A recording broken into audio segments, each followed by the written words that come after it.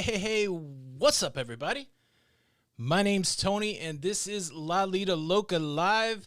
And we said 4:30, right? Yeah. Now, fighting the technical difficulties today, I tell you what, but it is well worth it. I am super stoked, super excited to have probably my favorite Carnival cruise director. I'll say it. If any other Carnival cruise directors are out there, I love you, mean it.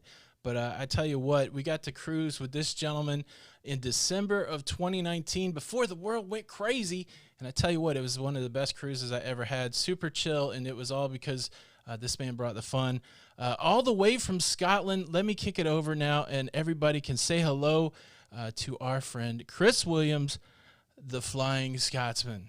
Chris, what's up, buddy? Hey, how are you, Look at Tony? you. How are you?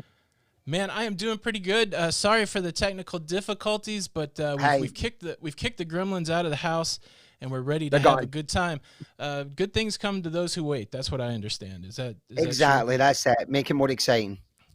Well, I'm excited to have you here today, but I really want to talk about what the day is about. You're getting ready to embark on a journey, like Frodo and Samwise Gamgee's getting ready to go to Mordor. Really, I don't think it'll take as long, but no, you're doing an incredible thing. You're going to do a 24-hour live stream tomorrow to benefit St. Jude. And I wanted to have you on here so that we could talk about that. Can you briefly just let the people know what you're doing and what's the goal and how are you going to stay awake for 24 hours? Yeah, thanks, Tony. It's definitely going to be like watching the three back-to-back Lord of the Rings. The That's extended version. basically and more, with the bonus features. It's happening tomorrow, of course, from 9 a.m. Eastern time. This is something that I've been thinking about for a while. I've been streaming full time now since, of course, the pandemic and everything's happened. I've been streaming full time 5 nights a week on Twitch, playing video games and hanging out with a lot of people and, having fun every night. And I've always wanted to do something like this. And the more I thought about the fact that the cruise ships are no longer, Carnival are no longer out there doing their thing and we're not raising money for the kids at this moment in time, I thought I want to do something different. And there was lots of ideas, and because I'm a singer as well, do I sing for 24 hours? And I was like, Oh, no, I'll wow. kill myself. And so I thought, well, what if we do like a video live stream for 24 hours where we play video games, we chat, we do some songs. So for instance, someone that makes a big donation tomorrow, they get their very own song, things like that. Oh. So that's the whole idea of doing this and putting it together. And it's been about a month in the works, trying to find the right time for it. And I think now with everything going on and still in limbo with what's happening in the world, I think it's the perfect time to try to bring a bit of joy to people and raise some money for the kids. Man, I think it's a wonderful idea, and I didn't even think about the fact that on every cruise that we go on, there is that event for St. Jude's. And to your Yeah. point, that means hundreds of these events are not happening, hundreds of opportunities for people to donate not happening. So it's a great thing that you're doing. Just to let everybody know out there today, if you donate to this stream at all through a super chat, we're going to go directly to St. Jude's. We're going to give that to Chris for what he's doing. And then Jenny is out there. What's up, baby? Love you. Jenny and I are going to match up to $100. So if you give over $100 in super chat today, we're matching up to $100. So if you can give to St. Jude, we'll make it just like we're on a Carnival cruise. This is the Carnival Nice. event before the event. And so, so do that. But man, Chris, it's so good to talk to you. I wanted to ask these questions, and I'm sure these are the questions that everybody's asking. Let me ask you this. How long have you been working on cruise ships? So I've been working for Carnival for coming up to 9 years. But Okay. before that, I worked in Europe for a company called Thomson Cruises, and I worked on a ship called the Island Escape as well. So I've been cruising since 2009. So about 11 years all in, I've been cruising the Mediterranean, the Caribbean, but just coming up to 9 years now with Carnival Cruise Line. So how long would you say that your average is each year on a ship? Like how ship versus being home, what's the mix for you? It's been for the last, I would say, the last 5 years now in the cruise director position. It's been really nice. It's usually 4 months on the ship, 2 months at home. then 4 months on, then 2 months at home. So 8 months of the year I'm on the ship and 4 months I'm at home. But before that, when I was a singer and a dancer, I was away for like 9 months, Mm. home for 3. So this one is a lot better. So the question is your wife and family, are they excited to have you home so much? Or, I mean, it's gotta be great for you that you get to see them, but is there some times where your wife's looking at you like, all right, Just get go back to play work. those video Hurry up. games? Yeah. No, she's it's really good because I'm coming to a point in my career with Carnival when as a cruise director where I've done my 10 years with the company, and I've got a beautiful little girl now. She is 17 months old, and I always said I wanted to be home for the growing up, from when she was like 3 years old onwards. I want to see her grow, because when they're so young like this now, they don't really remember. So being away Right. isn't as hard. So that was they're happy for me to be home at the moment. I'll be honest, it's going to be really hard when I go back to work now because I've been home for so long. This is the longest I've been home in it's nearly about 8 or 9 years, the longest I've ever been home. So it's going to be a big culture shock. But yeah, wifey's like, hurry up, go and make some money. That's it. Yeah. It's time to go. Yeah. That leads me into the next question. How much notice will they give you before you go back? Like, will they tell you a month in advance, or how quickly can you get acclimated to go back and go cruising again? So in general, Tony, whenever we actually do our contracts, we usually know well in advance. So my year would usually be planned out. This year was going to Hmm. be a bit different for me because I was contracted on the Freedom up until about, I think it was the end of April. Sorry, yeah, it was supposed to be the end of April, beginning of May. Then I was going to take a couple of months off, and then I was going to move within the fleet because for the last few years I've been situated on one ship every year and done a lot with the Sunrise, with the Dream, and things like that. So I wanted to take a year to just move around the fleet. Trust me to pick this year when this has happened. But basically, at this moment in time, Tony, I am literally like everybody else. Complete limbo. We don't know anything. We don't know any dates. We still in contact with our company, of course, with entertainment team, but there's nothing there that says, hey, we're going to give you this notice. This is what we're thinking. So it's a case of just taking it every day as it comes, and Yeah. just praying and hoping for the best.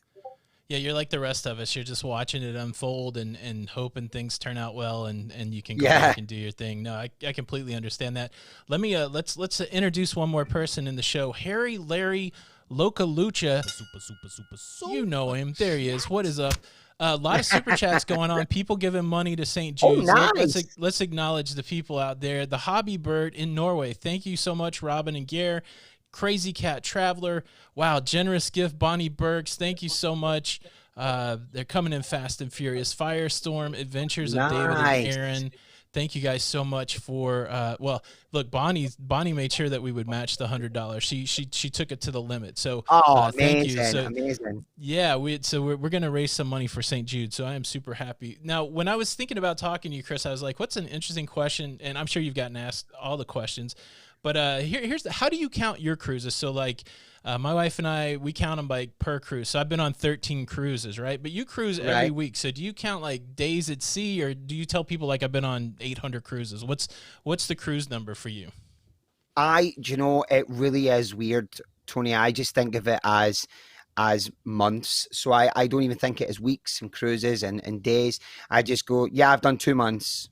I've done 2 month cruises. Now 2 months is average on a 7 day. You're talking about 7 or 8 cruises. But then recently I've done a lot of 5 days and 4 days and things like that. So I'd definitely be a diamond. Put it this way, I would be That's a right. diamond guest at this point. Maybe even if there was a next level, I'd probably be there. That's right. And I'd still want chocolates in my cabin. So basically, I've been on a few, but for me being doing the job for so long, it's really funny. I don't even. Some people, it's really funny when you're on a cruise. The number one thing I always get is, "What's happening on Wednesday?" And I go, "Sorry," and they're like, "What's happening on Wednesday?" And I go, sorry, all I know is Jamaica, Roatan, Cozumel, Sea Day. Talk to me. So for me, that's the kind of the mindset that you're in. But yeah, I don't even know if I had to put a number on it, how many cruises I've done, but quite a lot. Yeah, that's amazing. I didn't think about that. Maybe in your next contract, you should petition for some sort of loyalty program, right? Yeah. Like the Super Double Diamond Plus, that kind of thing. Extra coffee shot every day for free. That'd be great. Absolutely. So that leads me to another question. So we used to go to a lot of land-based casinos in this town called Tunica, Mississippi, and there were 9 casinos in this town, and you would always see people that were from another casino. Like you couldn't gamble in your own casino, and so you would Yeah. see the guy that was from Harrah's in the Gold Strike or something like that. Do you now we won't tell anybody, but do you ever sample any other cruise lines just for some inside information as to what the other products are like or what everybody else is doing? Not as in like going on cruise lines or going on a vacation to see it and stuff. I'm for my job as a cruise director, it's all about the entertainment. So it's all about, offering the guests an experience. And I'm always, a sponge when it comes to seeing things and taking things and going, oh, I like that. I like how they do this, but can I make it better?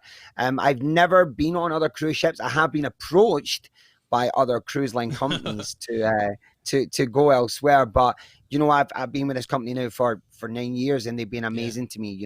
And the biggest thing that I will always say about Carnival, and staying with this company as long as I have, it's how much they have looked out for the family. The moment I got married and the moment I had a baby, they done everything in their power to work around me. And there's nothing better to feel valued as a team member Yeah. and a family member, just like that. But yeah, I would love to go on certain ships. Like for instance, there's a couple of the Norwegian ships I'd love to experience. I'd love to try the Breakaway. I think that's one ship I'd love to go on and see what it's like, because I'm all about the entertainment, and I know they do some of the big Broadway style shows. So I just love to see how all that works. But yeah, it would be interesting to go on and I have had entertainment and cruise directors from other company on my ship. So that's happened before. Checking you So out. Yeah, yeah, and the funny thing is they don't advertise it, Tony, until they're at the bar and they're talking to you for about 15, 20 minutes. And then they go, oh yeah, I'm a cruise director for Royal. And you're like, oh, hi there. So yeah, it's happened a few times with me, definitely. that's interesting. And then probably you don't really want to take holiday on a cruise ship now that I'm thinking about it. After 4 months on a cruise ship, oh yeah, let's go jump on a cruise. Just give me some ground, please. Let me just walk on land. Yeah, let me That's just it. walk on solid ground. Well, let's take a second and shout out the people with the super chats. Thank you guys. Here's the Harry Larry Loca Lucha. Gene Hughes, thank you so much for the super chat. Cruise with Ashley Burbage. Cruising through life with Cindy Huber, Bobby Strickland. Wow. Oh, Jen Bobby. Barnes. You guys are so sweet. Yeah, I keep seeing the hashtag. What is it? Kilt Army? Kilted Yeah, Army? so this is a lot of my because I've been streaming now, Tony, for about 2.5 months full time now on Yeah. Twitch. And I have a Discord and a group, and they're called the Kilted Army. So basically they're there every night without a doubt. And they're always trying to get more people to join the clan. So it's like they're a little Scottish clan of people with kilts. So but yeah, that's who they are, the Kilted Army. The Kilted Army. That's awesome. So the thing tomorrow, will it only? It's going to be on Twitch, and what else will it be? Is there a Facebook. YouTube component? Okay, just Twitch and Facebook. Twitch and And that Facebook will be restreaming together. your Facebook page is the Flying Scotsman Yeah, Flying Scotsman CD, cruise director. CD. Okay.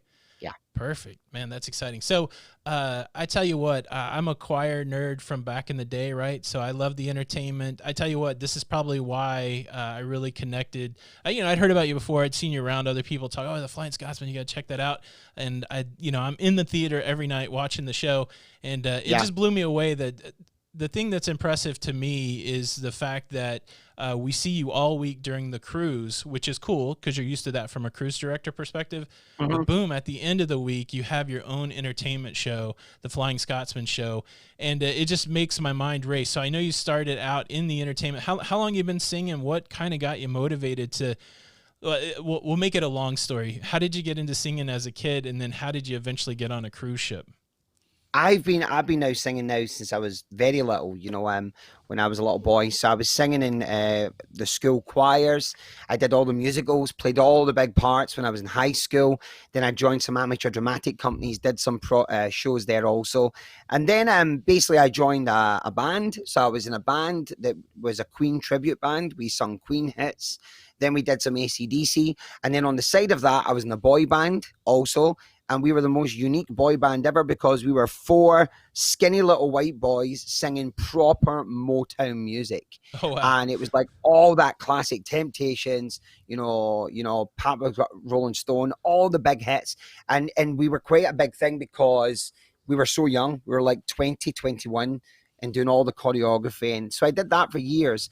But then I got my first job abroad in 2007 when I worked in Tenerife in Spain. And I worked as, and basically the only way to explain it is take a Carnival Fun Squad member and you do all the duties during the day, and then at night you are the production team.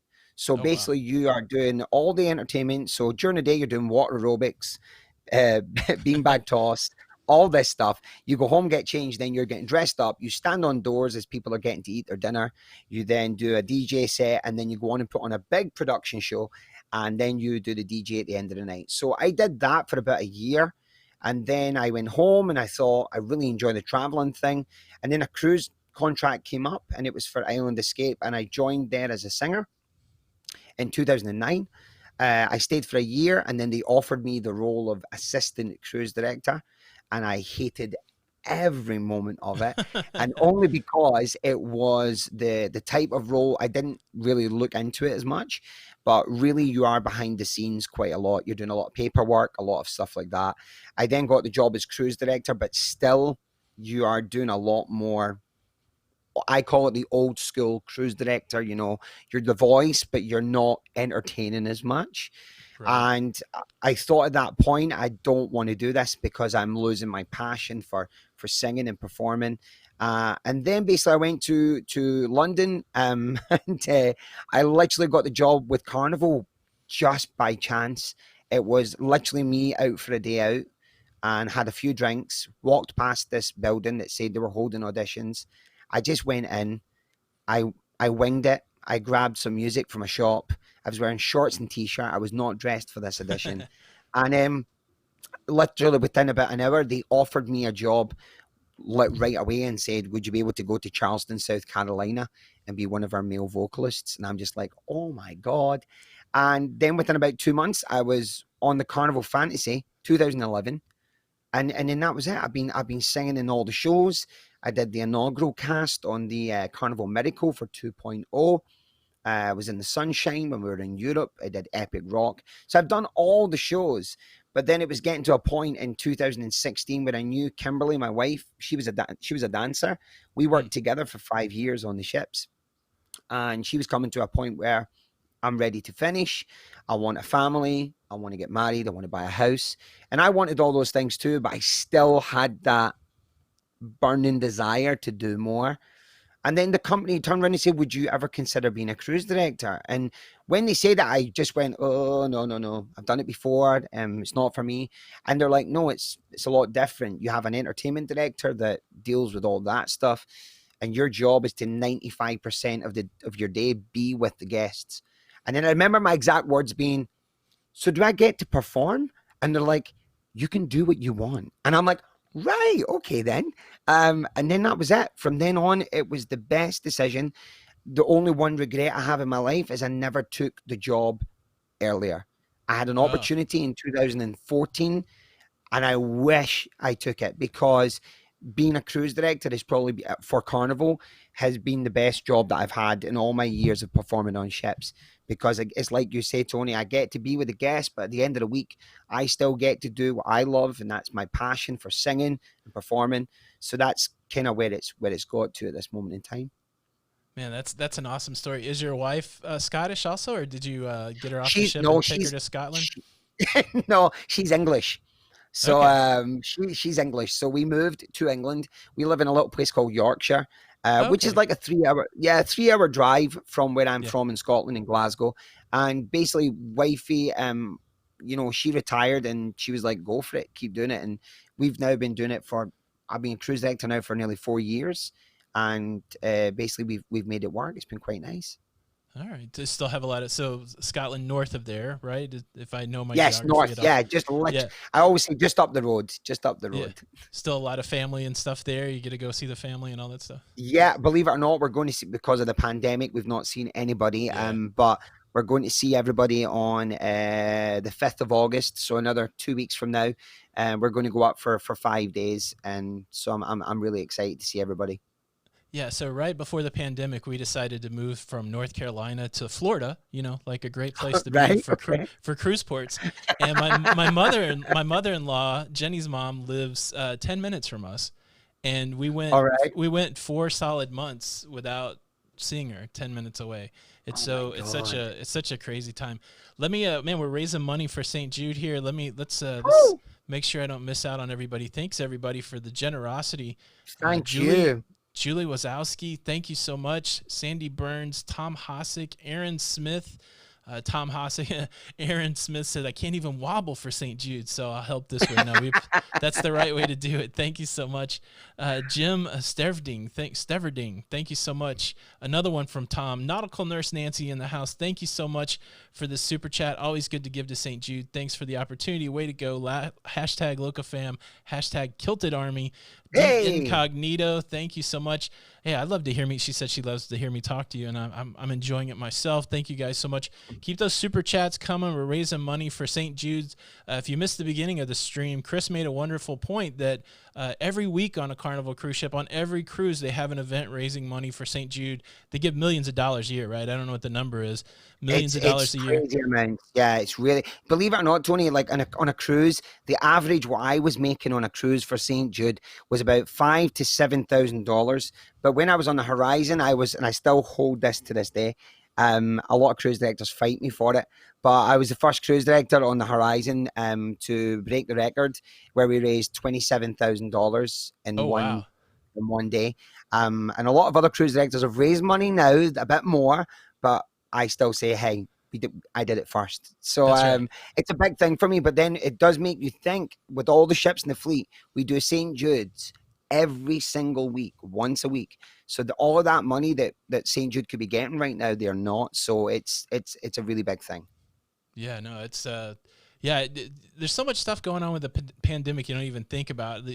People like yourself that now doesn't have work for months, and all the crew and everybody that works so hard so that all of us who just go on cruise vacations can have a great time.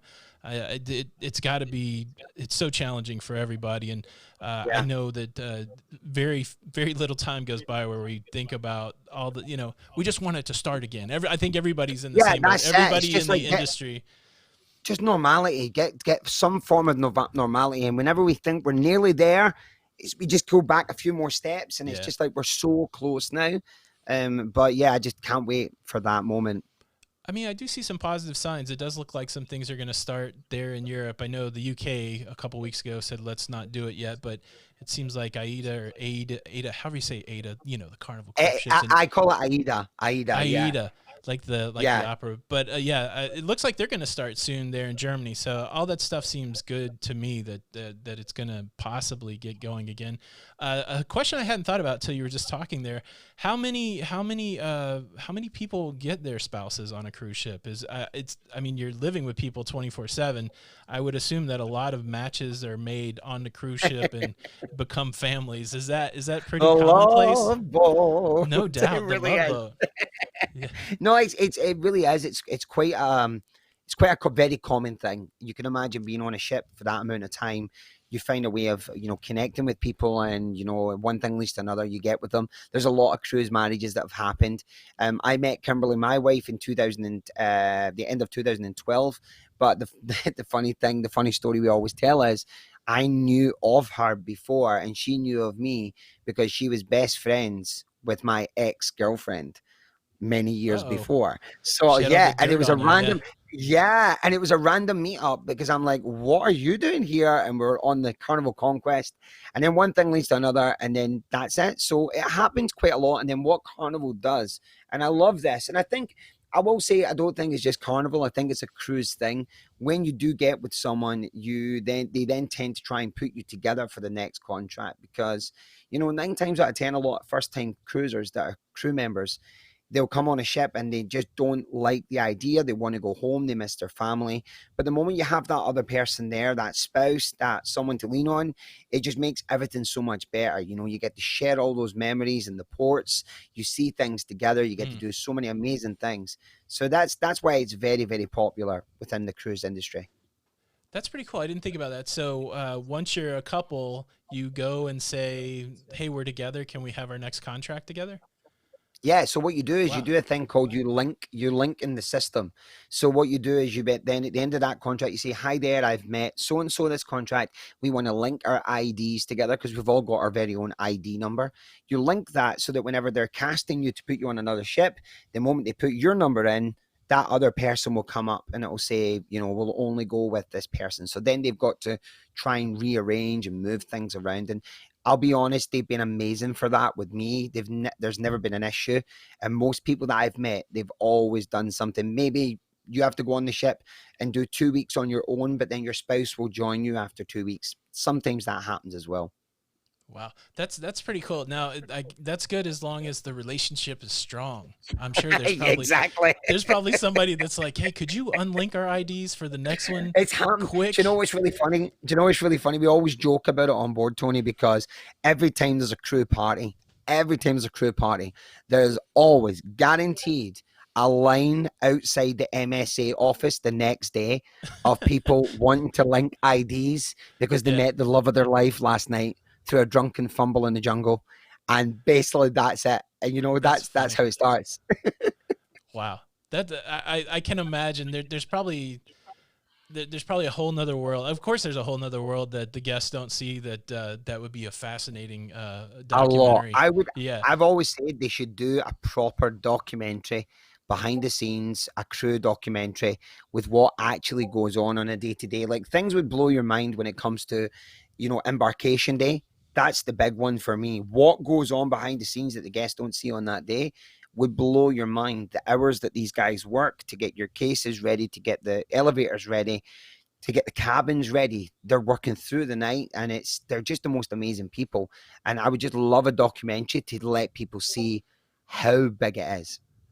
yeah. I think the thing that people don't realize, it's not like you get off days, right? For the most part, I mean, these 4 month contracts, is it 7 days a week, 8 hours, 10 hours a day? What's an For average? for me it's big, Tony.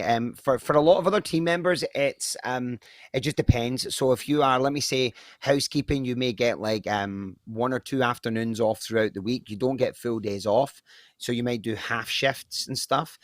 For entertainment team, if you're a playlist performer, if you're a cast member, you only do the shows in the evening and you get one full day and night off as well.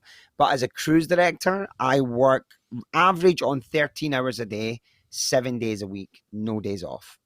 That's Wow. the big caveat. You know, that's the big thing that you have to, you know, you can't come into the job and just think, oh, it's going to be great. You have to pace yourself because there's no way in God's green earth you're going to be able to give the energy. And I give quite a lot of energy, but what I tend to do is I'm very vigilant about my sleep pattern and when I'm going to be in bed and when I'm going to do this because it's the only way that I can continue to give the guests that experience because there's nothing worse and I've seen it happen on other ships with other team members where the cruise director will give his all this week and then he's blew all of his energy that first week and then the next cruise the guests go, oh, we didn't really like it. The guest should never ever see a change. You should just always be that kind of consistency is key. So for me, it's hard. I've learned a lot, you know, about stamina, because Yeah. being a singer before, all I was doing was shows. But the reason I wanted to be a cruise director was I was the kind of singer when I was in the shows, and cruise directors that I worked with, like my good friend Doctor E, and Doctor E especially, I would reach out to him when I was on his ship as a singer and say, I'm bored. Do you need me for things? Do you want me to do a trivia? Do you want me to do this? So I would always be the first one to say, hey, I need to do something. So Yeah. that was the big reason for taking the role on in the first place. Now, as a cruise director, you're like, I need a moment down. Yeah, no, it's like just give me that half a day. But it's Yeah, yeah, funny, people say to me, they always like, did you enjoy the port today? And I will be brutally honest with you right now.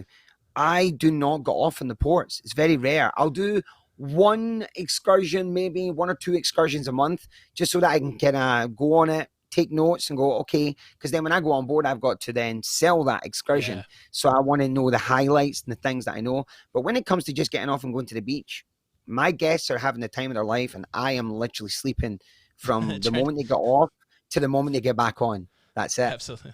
Well, let's shout out some people with the super chats. We're raising money for St. Jude. Thank you guys so much. Let's see who's in the house. Bobby Strickland said he wants a signed headband. Headband? Oh my goodness. Do you sign headbands? Bobby is obsessed with this headband. He's been on my Twitch every night, and I promised him I'm going to do it tomorrow. There's a couple of big ideas I've got tomorrow about giveaways, because I've got merchandise and things that I'm going to do auctions for, but I'm definitely going to auction off a headband, and I think Bobby might win it because he wants it so badly. That's awesome. Trucker, Beetle Bailey, and Shasta Dog, thank you for the super chat. Lindsay Jackson, thank you for the super chat. Lisa, Lindsay wants the headband signed, not Bobby. They're competing, so maybe you will have a nice auction tomorrow. Lisa Hoyt Gibbs, thank you for the super sticker. Tanya, thank you. Raising money for those sweet children. Way to go. Absolutely. Larry Thomas, hello, hello, hello. The Thomases are in the house, a little late to the show. We have a thing around here. If you're late to the show, you have to do write-ups. You need to send me 50 write-ups. I will not be late to the show. You can just send that to my email. I won't track you down, I promise. Brooke Scott, thank you so much for the super chat, the super sticker. All right, we're caught up on that. Yeah, just to carry on with what you're saying, I've only seen one cruise director out in the wild, as it were, and I saw a donkey when we were in St. Thomas on that chairlift thing, but I think it's because he had family in. And so I imagine when your family comes, you want to get off the ship and take and show them things. And when family comes on, it's the best moment. It really is. It's such a great time to show them where everything is. You know, you are their tour guide, and it's just a really nice feeling having them on board. Yeah. Do you get it? So because you're on the cruise, do you get a lot of family saying, "Oh, I want to come cruise with you"? Is it like that? Yeah, we get a lot. I get a lot. Because my mom and dad, because I'm lucky enough that we can spread the love when it comes to my family, because my young sister works for Carnival Cruise Line as well. She is a guitar, the rock band singer, and she is the band manager. So she's the music manager. She looks after the whole music department. So she works on ships. She's just finished on the Fascination. And then my young brother, who is 19 years of age, he is a comedy club manager as well. So we're all spread out. We call it the Von Trapp family. We're literally spread out within the Carnival fleet, and so mom and dad will take a vacation with Amanda, then maybe take a vacation with me. But my vacations are mainly Kimberly, Sienna, my daughter, and maybe Kimberly's mum and brother as well. So yeah, we get a lot of people, and it's really nice because, of course, there are perks to the job when it comes to discounts for family and friends. So it's really, really nice to bring them on and share the love. That's awesome. So with your siblings, do you want to work on the same ship as them, or is it better that you guys just cross them? I think your brother was on the Sunrise the week that we were there. He was. Yeah, I worked with my brother twice. I'll be honest, I've loved working with my brother. I've loved watching him grow, because it's funny, I'm his boss, because I look after the comedy club manager. My team on board is the fun squad and the comedy club manager and the DJ, so I look after them. And to see him grow to where he is now is fantastic. So I've enjoyed working with him, and it's so nice because at the end of the day, when I've finished and I get back to the cabin for midnight and I have to de-stress, I like to play video games, and so does my brother. So he'll finish his work, he'll come round, we'll hang out for an hour, and we don't even talk work. We just talk brothers, and it's really nice. Now, working with my sister, that's a different kettle of fish because we worked together when I was a singer and she was a singer, and it was good. But I could just imagine us having some clashy moments. But I love you. If you are watching, I love you so much. She's doing really well, but I've never done a contract with her. So that's something that could be in the pipeline. Yeah, that's how it is with sisters. That might be fun to be officially the boss of your sister. Yeah. I got a job for you today. I'm fascinated. So, of course, the cruise director, really all over the place on Carnival, bringing the fun. Do you get to go to like any cool meetings? Do you meet with the captain? Is there like a weekly staff meeting where you get to go and see all the nuts and bolts and high up the chain like that? What's the coolest meeting? I know meetings aren't that cool, but what's the coolest meeting you get to go to?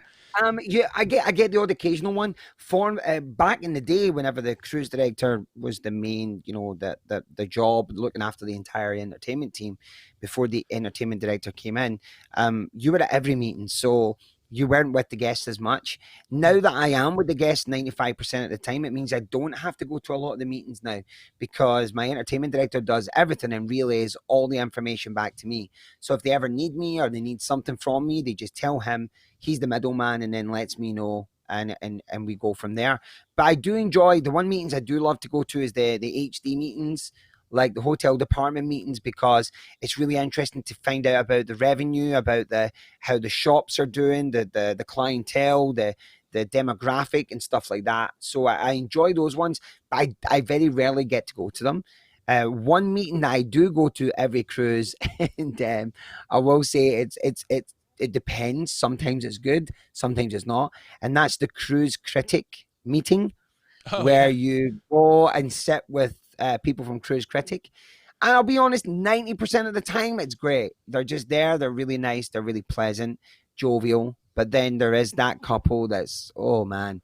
I'm I shouldn't be saying this, but I have a way of working those meetings now because I've done them for so long. And because the thing is they see you as a figurehead where they're like, I want to talk to you. And Yeah, it's yeah. sad to say, I can't help you with a broken bathroom. I can't help you with something wrong with your cabin. But if you've got something about entertainment that I can help with, I'm all ears. And I tend to do this thing where I walk in and go, "Hi, everybody. My name's Krista. I've got the kilt on. As you can see, I am not dressed to fix your piping. I am not dressed here to help you with your food choices." I say, "But I am here to help with anything to do with entertainment." And the moment I say that, I think they change their mindset of how they're going to ask their questions. So then they tend to go ask, "Oh, so what shows are on?" I tell them everything. But the moment one person goes, "So we've got this," but I went, "No, no, no, no, no, no. I'm not dressed for this." And I make it just a bit fun. But of course, I can help. I can pass someone on to the right person. But yeah, those meetings are very interesting. But other than that, yeah, I don't get to go to very many. When there's a safety briefing, I'm up on the bridge, so I'm doing all that. The captain has his big meeting, but I'm like in the distance. I can hear it, but I'm nowhere near it. So other than that, yeah, you don't get to do any of the exciting stuff that you used to probably do back in the day. I think I popped into one of your live streams and I asked this question, but I do like this question. And I'm sure people want to know. As a cruise director, what is the task that you enjoy? We'll do it in a positive and a negative. Let's go Mm-hmm. positive first. What is the task you enjoy the most during the week? The same thing, you're going to do the same thing every week, but Every what is the week. one that you look forward to the most? Oh, it's the I've got two, I think. I love doing my show because the big thing about my show is the most unexpected thing. So it's that kind of thing of the guests don't expect it. So I love the surprise factor of it. Other than that, my parties in the atrium Mm, are probably the big highlights for me, and that's probably down to the fact of I took the concept of a trivia party and thought I'm from a production background as a performer. I want to make these things in the atrium like mini production shows. Like you're coming along to not only a party, but it's a show. There are things happening, there are people doing stuff. And that was the idea and the concept that I had. And, I worked really hard on getting them right for me and doing the sing alongs and the Tina Turner and the elevator reveals, everything for me is all about production because it's the kind of way I would feel if I go on a vacation. I love to be entertained and I love stuff that is so out of nowhere. I just don't like the norm. I like to be surprised. So that's probably my favorite things I get to do every week. Definitely.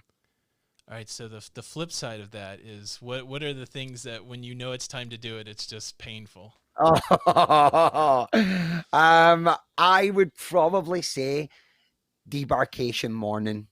Mm. The moment everybody leaves the ship. Now, that's not me saying it's like, oh, I hate it because, I've got to say goodbye to people. It's not that. First of all, it's the hours. So you're up extremely early. So basically, usually 9 times out of 10, you're coming in about 6 a.m., but you have to do the setup. So you're downstairs for about 4:30, 5 a.m. Ugh. Bearing in mind, you finished at 11, 12 o'clock the night before for the farewell night. So you're up at 4 or 5, and then you're there. Usually a debark talking sunrise would take about 5 hours. So you're there from about 4:30 till about 10 a.m. And it's fine that saying goodbyes and stuff, but that's where your whole cruise as a cruise director could go from this to that. Because the moment anything's wrong with the terminal or things are running late outside, and 9 times out of 10, that's what it is, they're going to come to you. So they forget about all the good stuff that they've enjoyed and everything like that. And that's, you're then the punching bag for them. And that can really affect you, because then you've got to kind of put it to the back of your mind and still put a smile on and say goodbye to people and then get ready for another cruise. So for me, I would say, I've always said debark morning is one of the hardest things to do, and one that I'm like, oh, here we go. So that's probably the hardest one for me.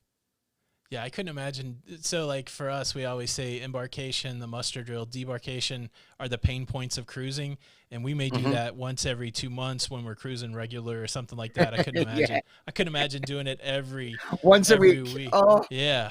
Oh my goodness. So what? Okay, this is. I really have to know this. The story that gets told on. Like, I don't know if you guys have a handbook of jokes and stories, which I would appreciate if Mhm. you do. That's fine. But the story where the person packed their clothes in their outside in the hall luggage and had to leave naked or in a bathrobe, is there a legit example of that, or is that just a fun example? Mine's happened to me. So other cruise directors, it might not. It could be just their book of lots of comments and jokes and stuff. I'm all about the visuals. So I'm all about seeing things and using that to my advantage. It happened to me on the Carnival Vista out of sorry, the yeah, Carnival Vista out of Galveston. And it was a gentleman who literally won the casino. He won the jackpot the night before, got absolutely smashed. I'll never forget it. And I had to go along for the picture, the picture with the Yeah, big giant the big oversized check. check. Yeah. And I remember at that point, even when he was getting the picture, this guy was like, oh my God, 2 sheets to the wind. He was gone. And I thought, oh, he's going to feel it in the morning. And then all morning they were making announcements for this guy to get off. And eventually he came out. And through that time, he did not think to go to guest services to say, I don't have my clothes because I packed everything away last night when I was drunk. And he literally went off the gangway in Galveston, and it was like a shower curtain, like a really bad thing, and he'd wrapped it up. He also, I don't tell this, but he also got a towel to help to hold it on, and he just walked down. And the best thing about it, and this is why to me it always makes me laugh, he was coming down, and before before he got off the ship, because you're supposed to scan your card, your key card. And he was walking down like as if this is normal. And then he literally before he got off, he went, oh, I don't know where my card is. And I remember just saying, get off the ship. Just leave. Can we get your name, Please, please? you've done enough damage. Please just leave. So for Oh, me, it did happen to me. But yeah, I do know that some cruise directors use other people's things to say, oh, I like that happened to you. So yeah, it happened to me 2017. I'll never wow. forget it. Yeah, no, and I don't think there's anything wrong with it because definitely a story that will make you remember to keep some clothing Yeah. out before the. Absolutely. So, is there a question that is not that people like? There's no dumb questions. There's only dumb people. I think I said that wrong. That might not be correct. Don't hold me to that. But is there one question that you're going to get asked every cruise that just seems like a question that shouldn't be asked? I guess that's the nice way to say it. There's a few. I've got a list. I've got a list of a few. There's the classics when you get on board. There is the classics, of course, when they get on board, and it's so true. And people laugh and go, "Is that just another joke?" It's not. And people still say to this day, "Do the elevators go to the front or the back of the ship?" That is a genuine question on the first day, and I think it's because people are so excited about the whole Yeah. thing that they just forget. And I always call it, I on my welcome aboard show, I make a big thing about it, saying, you've came here, you've packed your stuff, but some of you have packed your brains as well, because everybody has cruise ship brain. And one incident that did happen to me, and I use this in my material, was I was standing at the photo gallery. And I was looking at all the photos because I like to kind of on the first night, can I just get a visual of people? So because I've got quite a good memory, so that when I'm walking down the promenade, I remember what they look like, so I'll remember their name, things like that. And this gentleman, big gentleman, taps me on the shoulder. He goes, can you give me some help? And I'm like, yes, sir. What's wrong? Do you need help with the photos? Like how much they are you'd like to buy? And he went, no, no. How do I know which one's mine? And I How do remember you at that answer that time, question? I laughed. I made a laugh. I went, ah.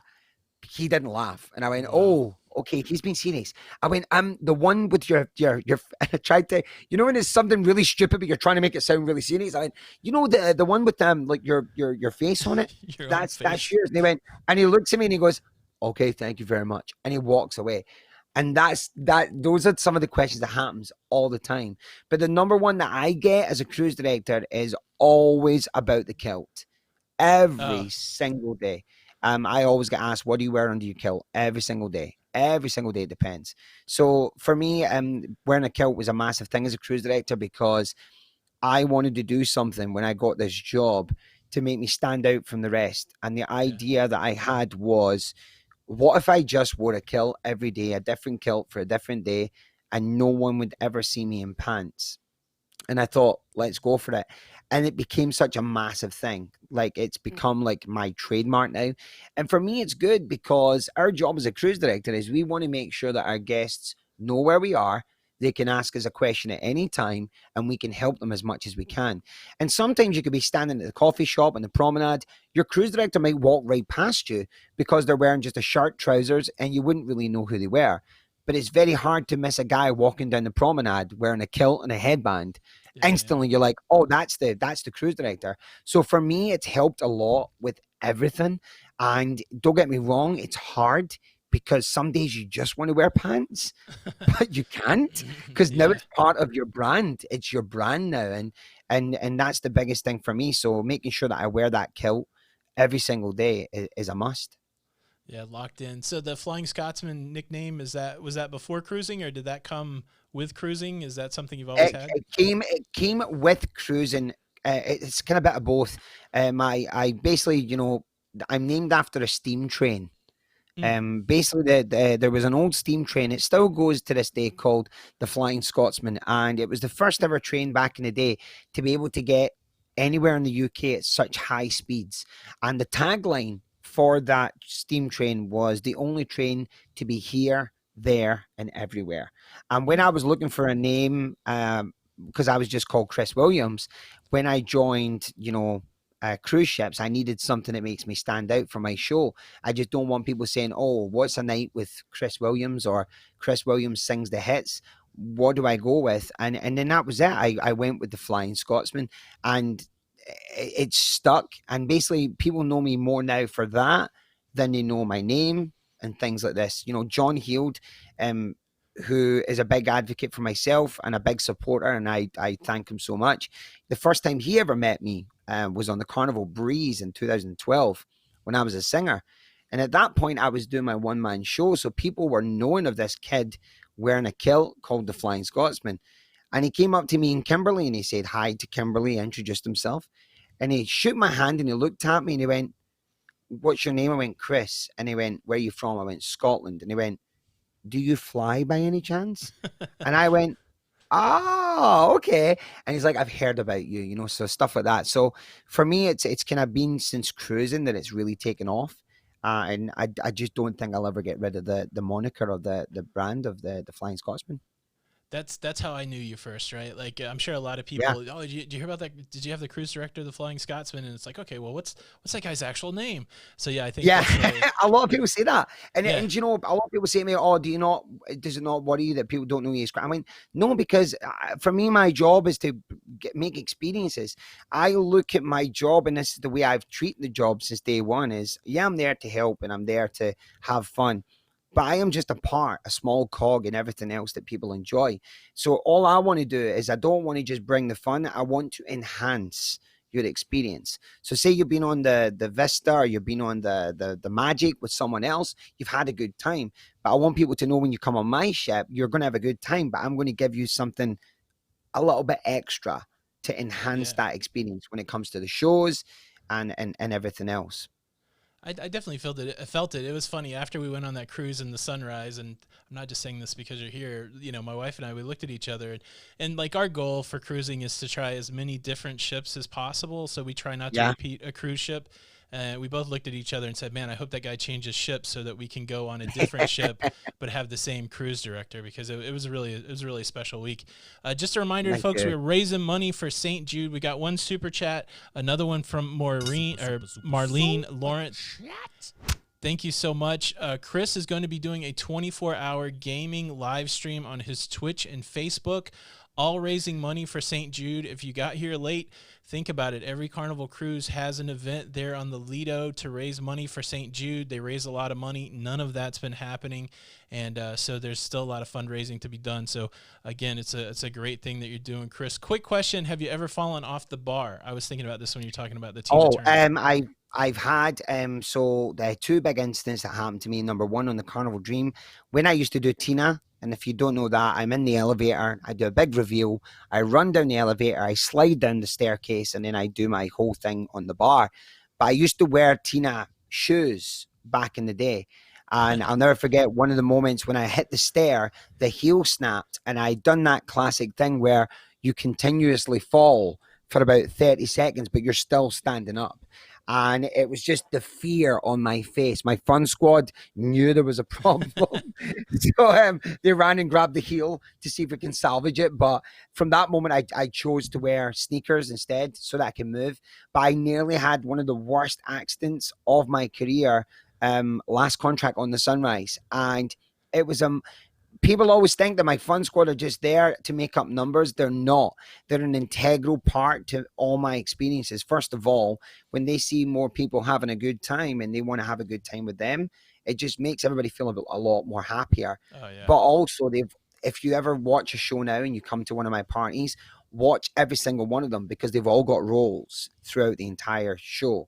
So one of them will be on bar duty where they'll have to watch if at any point someone tries to get up or someone does it, they know the protocols of what to do. One of them is on costume duty. So when something gets thrown off, they grab, they put away. One is on crowd control. So they make a space whenever they know something's going to happen. And the other person is on confetti cannons and things like that. So that's their job. So everybody gets a role. So they don't feel that they're just there for the sake of it. They're there to have fun, but they're there with a purpose. But one night, my fun squad was off the ball and they did not clear the bar. And someone dropped a full glass of their drink on the middle of the bar. And they Ugh. never saw it. No one saw it. So I jump up on the bar as Tina. I do my whole running across and I never saw it. And I literally hit it and I done that classic, cartoon character up in the air. I smashed on the bar. The glass broke underneath me. My back hit. Luckily, I wasn't cut from the glass. But the worst thing that happened was when my back hit the bar, my neck hit the edge of the bar. So it was that kind of click. Yeah, yeah. And I'll never forget 1,000 people in that atrium when it's so busy. Everybody just intake a breath. It was like, oh, like that. And I jumped back up as if it was normal, like, oh, it's all part of the show. It's great. And I'm carrying on. But I knew deep down inside, I went, oh God, I'm scared. And I got really upset with my team because they know, and the other person was so apologetic. But that's how important you rely on everybody. You are a team. I can only do so much without the help of my amazing team members that I have on board, my fun squad. Yeah, that every time I'm on in that atrium watching those atrium parties, I'm like, this looks super dangerous, and everybody Yeah. pulls it off so well. But because there's again a throng of people, and I feel like probably most people are respectful, but I'm sure every once in a while you get somebody that's not respectful. Oh, And yeah, of course you do. yeah, You get people that want to try and grab you or people that try and pull you off the bar. You get loads of that. But as long as you've got a good team around you working yeah. hard, and I know a lot of cruise directors in the fleet, Tony, that don't have their team at their parties. It's just them and a DJ. Mm. And I just don't, for me, I wouldn't be as comfortable to let myself go, not knowing that I've got the support of my team members to watch out for me. Man. Well, it's fascinating. We're getting ready to wrap this up, guys. So we are raising money for St. Jude today. Anything that you give towards Super Chat, we're going to be donating that to Chris's stream tomorrow. Jenny and I have given $100 to match the well over $100 that's been given here today. Thanks, everybody, for your generosity. There's a few more minutes left.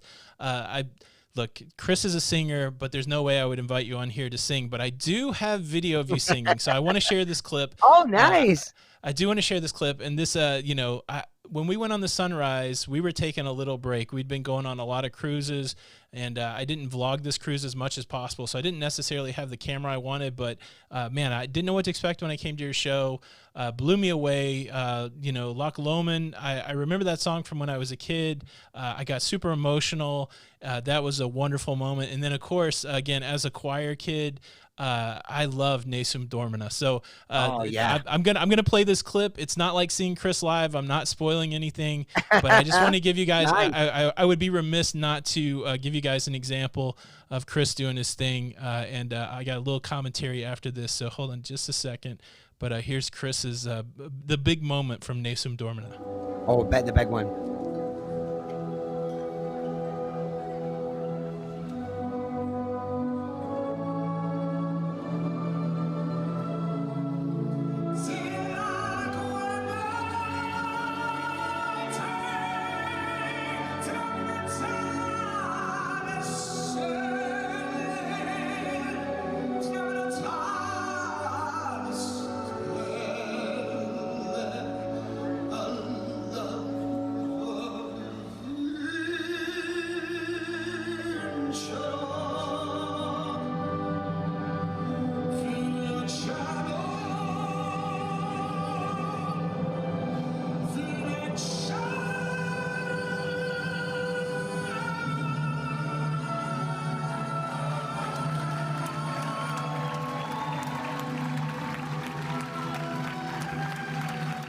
Standing ovation, nice.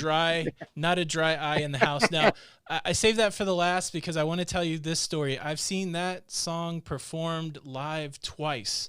You were the second person. The first time back in the 1990s at the Nashville Arena, I saw the maestro himself, Luciano Pavarotti, sing Nesum Dormina. And let me tell you what, I enjoyed this as much. And so I wanted to heap that compliment on you. I love the fact... I love the fact that you got out there with all your gumption and, you rocked it the whole night. You did traditional songs, and then you took a song that's a classic that not everybody can sing and knocked it out of the park. And so thank you, man. Thank you. I tell you, anybody that can cruise with you, I would highly recommend. Look, I like to go on the cruise ships. I'm not about the ports. I like the ships. I like the entertainment. I like the gambling, and I like the cruise directors. And so let me highly recommend this to everybody out there. If you get a chance to cruise with Chris, the Flying Scotsman, it's not hard to remember. Look for him on a cruise ship when we all start cruising again. There are a couple more super chats coming in. Chuck Spencer, late to the party, but loves St. Jude. Thank you for the super chat. And then Larry Thomas, thank you for the generous gift to St. Thomas. Everybody, thank you guys so much for coming out. Sorry for the technical difficulties. We got it working. I think it was better from 4:30 to 5:30 anyways. But we got to let Chris get some sleep because this guy is going to be playing video games. He's going to be singing. But you gave it away though. You're like, oh yeah, I stayed up till midnight and then I get up at 4:30 on embarkation day. This doesn't sound hard now. I take it all back. No, it's gonna be easy. This sounds easy. But yeah, thanks everybody so much for stopping by. Chris, hang on for a second. I'll talk to you once we roll the outro. But I appreciate everybody stopping by. Let me just kick it over here. Oh, no, we already saw that. Hold on. Where am I at? Here am I. Okay. It's just me. It's just you singing. I don't know what I'm doing. I'm trying to get out of the show. All right, guys. Thank you so much for stopping by. Here I am finally. Tony with Lido Loca. That was Chris Williams, the Flying Scotsman, Carnival Cruise Director Extraordinaire. We made some money for St. Jude today. Thanks, everybody, for stopping by. I'll leave a link below to Chris's Facebook page so you can go donate over there if you didn't get a chance today. And, yeah, thanks, everybody, for coming out. Thanks, everybody, for being in the chat. And until the next time, we'll see you on the Lido. Bye.